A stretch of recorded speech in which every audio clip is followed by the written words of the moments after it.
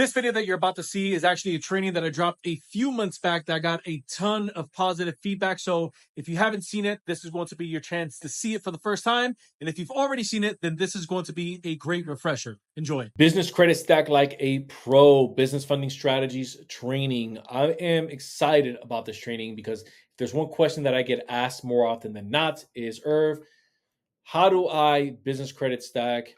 Is it legit? How should I go about doing it? Does it actually work? Is it efficient? And so in this training, I'm going to be breaking down a couple of things, but really what I hope to do is I want to help you think differently about the funding and how you actually want to set it up for your business. Now, the focal point that you're going to get is I'm going to give you my lens of how we walk our clients through their funding rounds, their funding sequences. And so the consensus that you'll get in this training is going to be all of that data compiled into this piece of content that you're going to get now. So I've seen more files, business credit profiles, and personal credit profiles than I know what to do with. And so you're getting a real boots on ground analysis of how this actually works. Now, the second thing that I want to bring up is there's levels to business credit stacking. I think that a lot of people, what they know and what they kind of get stuck on is just credit cards. There's a whole nother world outside of the 0% business credit cards. A lot of clients that we get in, they'll maybe start with the 0% business credit cards, but then we ultimately help them scale beyond that because there's another world to it. You have vehicle and equipment financing, you have business lines of credit, you have business term loans, you have SBA loans. And so we help them stack those products and really take this thing to the next level. So with that in mind, here's what we are going to cover in this training: what business credit stacking actually is, the different levels of business credit stacking, funding frameworks and funding sequences.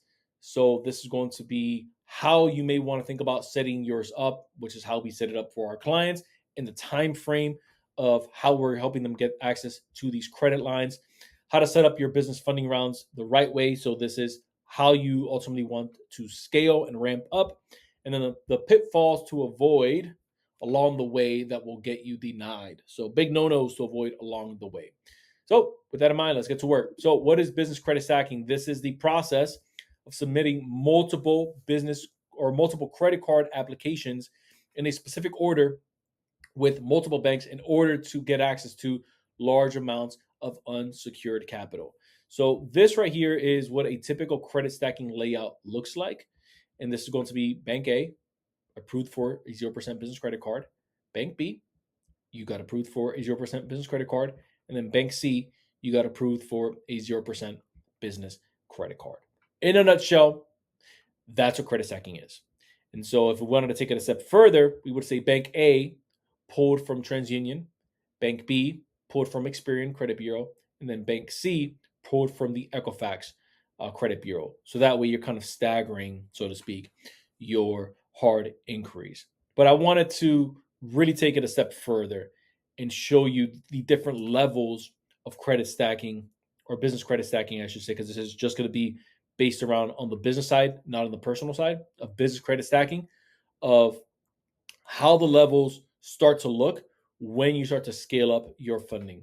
So you have what I call your beginner or entry level, which is what you may start out as and what you maybe tend to see a little bit more of, just because it's maybe the easiest route to get, right? It's the easiest approvals you can get. It's what I call low-hanging fruit. So this is just one 0% business credit card, maybe at each bank or credit union that you're applying for. So I'll give you an example. This is a $20,000 0% business credit card at Bank A or Credit Union A, and a $20,000 0% business credit card at Bank B or Credit Union B. Now, the reason why I'm saying and or is because you can do a maybe funding round, just credit unions. You can do a funding round, just banks. You can have a blend where it's banks and credit unions. So you would insert your bank, right? So insert Bank A, Chase, insert Bank B, Wells Fargo, as an example. Insert Credit Union, Navy Federal, A, Credit Union B would be PenFed, as an example. So the total for this funding round, which again is a beginner, entry level, 2 products, $40K, and that's based off of $20,000 from each bank. Now, the novice level, or like a step above that, is when you have multiple 0% business credit cards at each bank or credit union. So an example of that would be two $20,000 0% business credit cards at Bank A and two $20,000 0% business credit cards at Bank B. So this would put us at a total of $80,000 for this funding round, with it being $40,000 at each bank. Hopefully you're following so far. Now, this is where things start to get a little bit more advanced right here. Hope you're enjoying the content. Really quickly, if you are a business owner and you are trying to not just get access to working capital, but you're trying to put a system into place that allows you to get working capital at scale, we'll love to talk to you. Go ahead and book a demo with us. We'll take a look at where you're at and where you're looking to go. InsideInnerCircle.com, down in the description and pinned as a comment. Let's continue on with the video. Not too crazy, but it starts to get a little bit more advanced. 0% business credit cards, and you now have BLOCs, which are business lines of credit at each bank or credit union. So a real world example of this is right here. Two $20,000 0% business credit cards, one $45,000 business line of credit at Bank A or credit union A, one $20,000 0% business credit card, and one $45,000 business line of credit at Bank B or credit union B, for a grand total of $150,000 in this more advanced style of funding, with 85 coming from Bank A and 65 coming from Bank B. I'm probably wondering, why would a business need a revolving business line of credit versus just loading up on a bunch of business credit cards? Well, with business lines of credit, you're able to draw cash from it, meaning the amount of money that you get from a business line of credit, that fund actually hits your account. So the way that I want you to see it is the same way that you can see the amount of money inside of a savings and you can draw from it and maybe use that to transfer or wire out for a project or wire out for a big deal that you're landing or to pay out contractors, is the same way that it works for the business line of credit side, right? You can actually use that draw. That's real cash value. The way that differs, let me close that thought out before I get into this, because the way that differs, you might be thinking, well, wait a minute, can't you do that with the business credit card? You can't do that with the business credit card, because you'll either get hit with a cash advance, with the cash advance fee, which are pretty pricey, or the second route, which is what a lot of people want to do, is they'll maybe do a credit card liquidation. Now, banks are becoming privy to credit card liquidations, and so this is when somebody wants to run a business credit line through a friend's merchant account. And you may say, well, there's nothing illegal about that, but you're playing in the gray area. And anytime that you're playing in the gray area with the bank, if and when they catch on to it, they just say, you know what? We don't really want to deal with this type of client. And so let's close out, because we know that they're trying to game the system. Let's just go ahead and close out their accounts. And by the way, you still owe the balance to us for that amount that you liquidated. And when you pay us back, we don't want to do any business with you, which is why you eventually want to graduate from that thought. Like legit business owners eventually have to graduate from the thought of just using business credit cards and trying to liquidate them to try to find the next flip. And you want to really get good at setting up your business the right way, which is the whole purpose of this training and why this channel exists, so that you can get access to the ocean of funding products that are out there. Term loans, SBA products, business lines of credit, business credit cards, equipment financing, the whole 9 yards. I don't want anyone that I work with to settle for just getting access to business credit cards and then having to be in a circus trying to see, okay, how can I liquidate it because now I need to go buy a real estate deal. No. Get access to an actual business line of credit that we can use, because that's actual cash value that you can use to fund a project, to cover payroll. So with that in mind, if you're wondering, how does interest work on it? You only pay interest on the amount that you use. So if you use 10K on a 50K BLOC, then you're only paying interest on the 10K. Once that 10K is paid back, you have access to that revolving line again, so the full 50. So what I like about business lines of credit and why I like to stack them is because even though there's a time and a place for term loans, once you use a term loan, you have to then go out and apply for another term loan. But with the business line of credit, if I use 50K for a project, and let's say I get an invoice and I make that money back the following month and some, especially for like construction or like a real estate deal that I flipped my way in and out of, then I have access to that 50K line again next month. And the cool thing about it is you can also build that up. So the same way that you can build out a credit limit on the business credit card side, where if you started off with maybe a 30K limit, you used it for a couple months, and then all of a sudden they ascended you, and now you have access to a 45K limit because they bumped that limit up. Same thing happens on the business line of credit side, which is cool. Now with BLOCs, and I kind of hinted at it earlier, but you can use it to fund real estate deals, purchase material and equipment and supplies, fund payroll for employees or contractors, and you can front load future projects and bids versus having to wait to get paid out, or having to wait to get access to, or having to dive into your reserves or get access to that capital from this project, and then you're scrambling around to then throw it into this project. With the credit line, I can just, okay, let me future pace it. Let me pick up that project and that project right there, because I know that once I get this net 45 paid out, I'm good to go, and I can just pay this account down and then go into my next project. It's a much easier way to scale. So funding frameworks. This is how you structure your funding for any given round. Now, the frameworks are specific to your business's geographic location. So this is where the business is operating. The revenue, this is either projected or true tax return numbers. Your industry slash or line of work. So this is the classification of the business being funded. The credit profile, both on the personal and on the business side, and the entity structure. Now, before I bring in this last piece of what a funding framework isn't, is I want to say this. I also want you to think of a funding framework as the products and the banks that are going to be used to acquire the funding. That's what a funding framework is. So in a simple form, aside from this, is if I know I'm in the real estate space and I need access to $75,000 for maybe some Airbnb projects that I have coming up, then I am going to go after bank A, bank B, and bank C. That in a nutshell is a funding framework. So wanted to add some additional clarity on that. So as you're thinking through it, you're able to see how this all pieces together. Now, a funding framework is not a one size fits all. I know that we like to pretend it is. I know that sometimes we surf on YouTube trying to get content. Heck, I'm out here putting out content for you. But the reason why I wanted you to know this piece is because I don't want you to get disappointed if what you tried for one LLC doesn't work for your second LLC, if maybe you have multiple entities, right?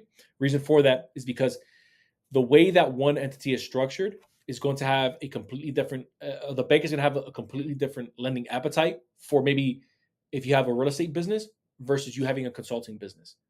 Some banks may not want to touch the real estate business, but they'll want to go all in on the consulting, or vice versa. Some banks may say real estate or agriculture. Yeah, we can touch that. Let's rock. As a matter of fact, these are some of the products that we have specific to that business if you're investing in this area.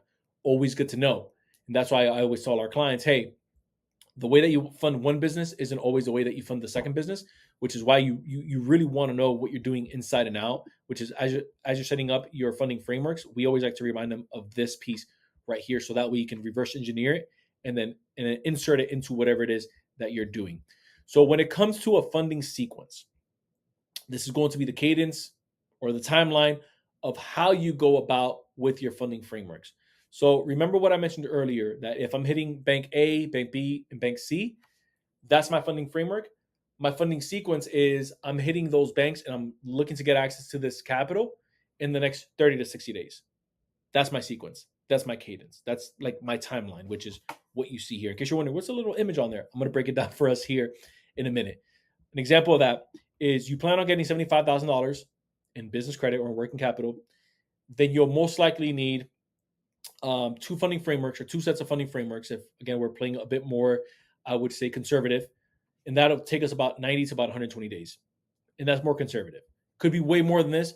We're just giving ballpark numbers here, right? And so the way that this breaks down is the following: Bank A, Bank B, and Bank C. Let's say we'll hit it right here, and let's say we get a grand total of 50K. We're gonna have this rest and pause period. Now you're probably wondering, Irv, what is the purpose of a rest or a pause period? Why are we doing that? There's a couple things, like a philosophy that I have with this, and I want to give you my train of thought on it. Really twofold. Number one is I always like to see what was approved, what was denied, and how can we reassess. Before moving on to the next funding round, is there something on the first funding round. So let's say we went to Chase and they denied us for a business line of credit. And we know for a fact there's no way we should have been denied for a business line of credit. The business was dialed in. We provided tax returns. We flexed our liquidity muscle, which means we had about 15K sitting in the account. We have a 780 credit score. I've been banking with them for 2 years. There's no way we should have been denied. And so I am maybe hitting the reconsideration line.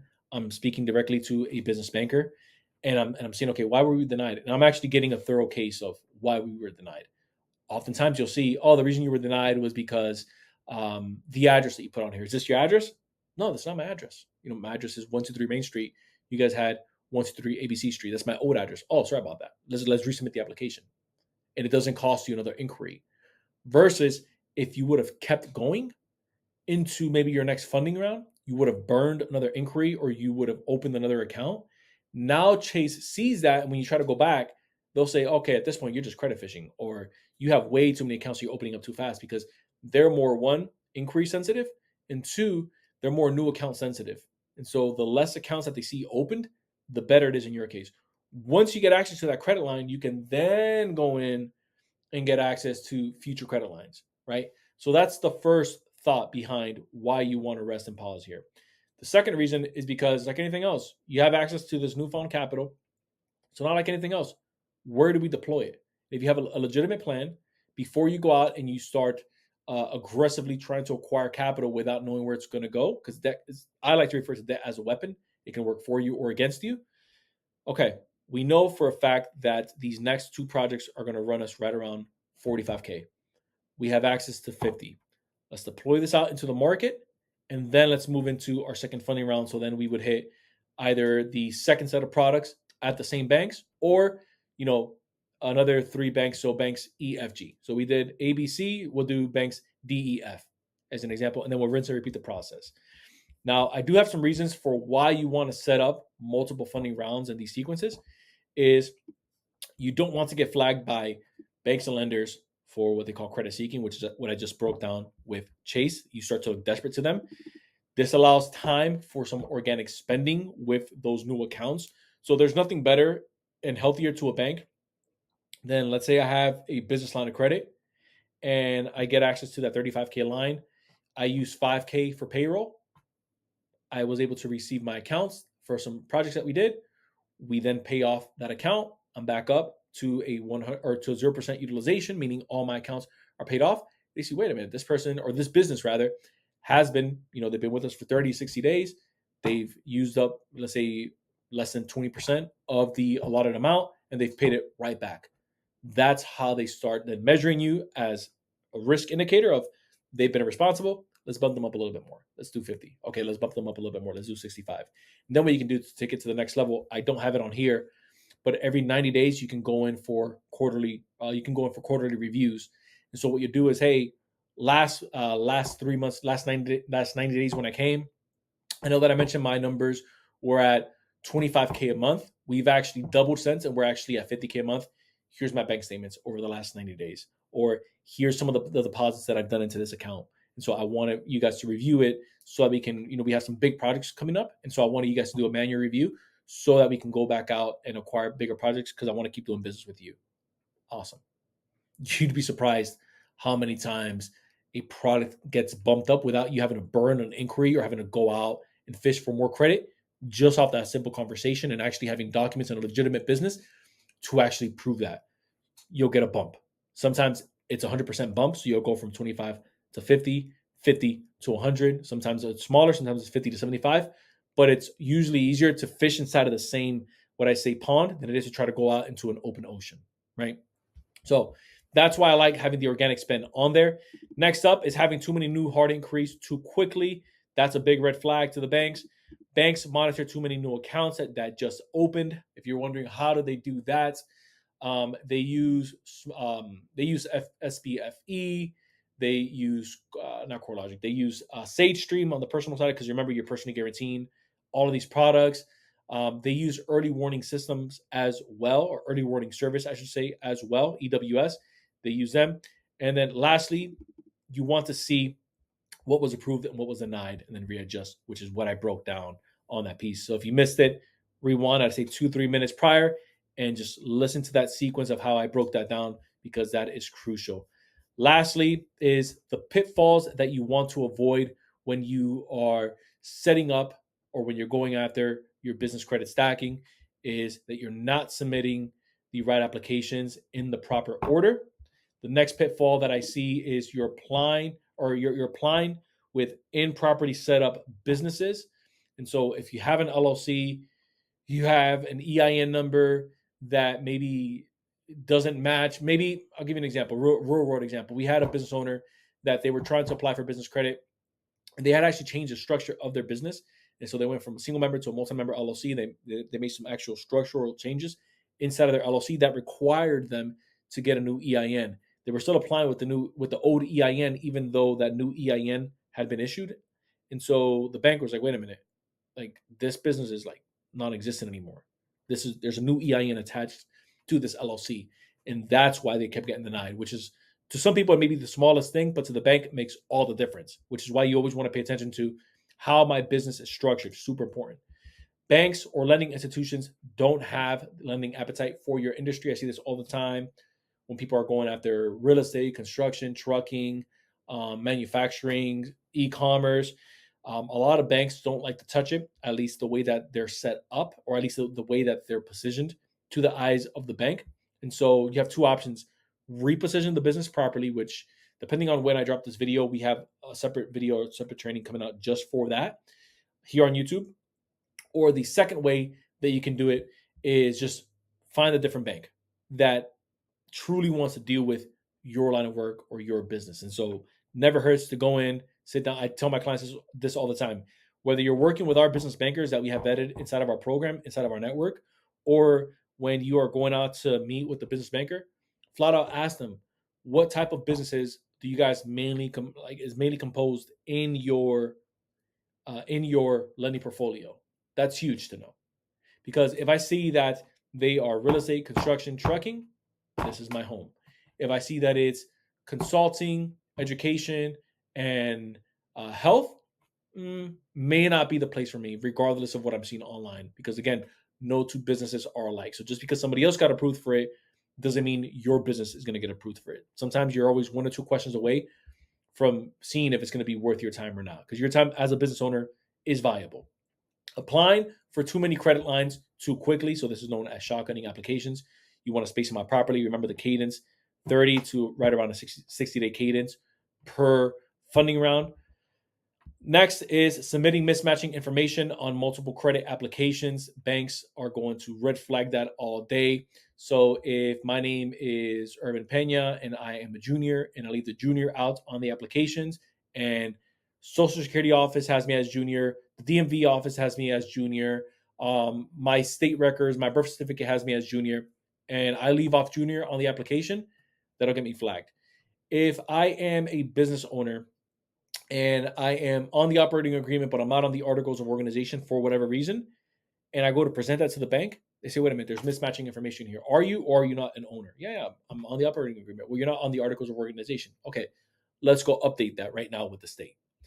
Next up, second to last, is filling out the credit application information incorrectly.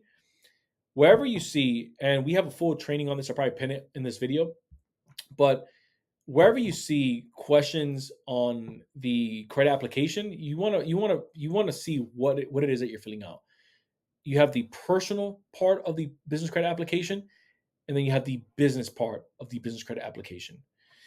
I see a lot of times where business owners, where it says income, they'll put their personal income, which is where the business revenue goes. And I know that you're probably thinking, Irv, that's so elementary. Who doesn't know that? You'd be surprised, because people aren't dealing with this day in, day out. They may be good at what they do, but when it comes to this, it's maybe another language to them, right? Or even the other side of it, when they're asking you for collateral or they're asking you for assets. If you have a business, and this is, I want to say not uncommon, but it's definitely a little bit less common depending on your level of business, and you're maybe trying to go for like a corporate guarantee, or you're trying to kind of like cross-pollinate your businesses, you want to be really careful with that, because I'll see where a business owner, they have real estate that they try to put up as collateral, but the LLC, I'm sorry, or the real estate is inside of another entity. And sometimes when you try to cross-pollinate that and you don't actually tell the bank what it is that you're doing, they're going to look it up on county, or they're going to look it up wherever that transaction occurred, and they're going to see, wait a minute, it's attached to another entity, or it's attached to another company. So if you don't let them know ahead of time what it is that you're doing, one, you'll get denied altogether, or two, they just may say, wait a minute, this is a fraudulent application. And so if you're trying to use maybe an asset, and there's a certain way you want to set it up, but if you're trying to use an asset from another business or from another corporation, let them know, hey, look, I own these assets on this column. These are the titles. These are the deeds. I'm part owner in that business, and we want to see if we can use that as collateral moving into maybe this business. Again, that's more of that's a bit more higher level. That right there is more of a corporate guarantee versus just a personal guarantee. But it is a game that you can start venturing into as you start to scale. And then lastly, applying with a weak or thin credit profile. I'd say if you have to typically ask, what does the credit need to be for you to apply for a funding product, your credit's probably too low. And I say that with love. Like, believe me, I've been there before.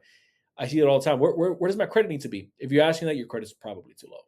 And so typically whenever I see somebody asking that, their credit's in the low 600s. If it's anything less than 680, less than 3 accounts on your credit profile, primary accounts, not AUs, authorized users, primary accounts, and you have, I'd say, with the average account of being less than 3K, then it is a weak, thin profile. You want it to be well above 3 accounts. You want the age to be well above 3 years, like the rules of 3.